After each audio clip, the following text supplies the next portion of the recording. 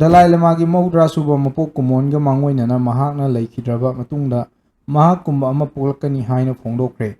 July 3 sok lising ani kunmanga da masagi chahi maudra suragadaba dalai lamana phongdorokpa akanba wafam amada gede fordering trust khaktana haibadi dalai lamagi hojik official office oiriba asi khaktana mahaki anauba reincarnation khanbagi responsibility lawgadabani China gi Beijing dagi khanlakpa natraga thamlakpa wafam amata chatnaba yaroi haina thamkhre.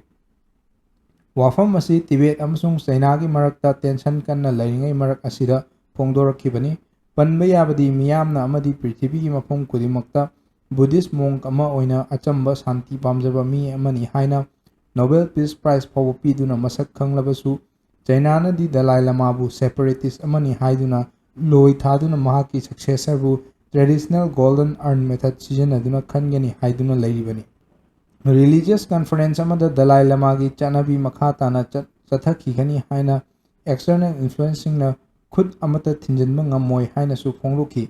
Masida Tibet ki activists amadi official singna mahaki khongthang asibu thagatnarakli. Masigi announcement asina Tibet ki Buddhist ki chanabibu hena khongpham chelhanba khakta natana China na leptana control tawsilakliba singdagi ngakthokuna Tibet ki future bu spiritual leadership amagi makhada mara chelhanba ngamgani haina akhang ahi kyana su phongdoknarakli.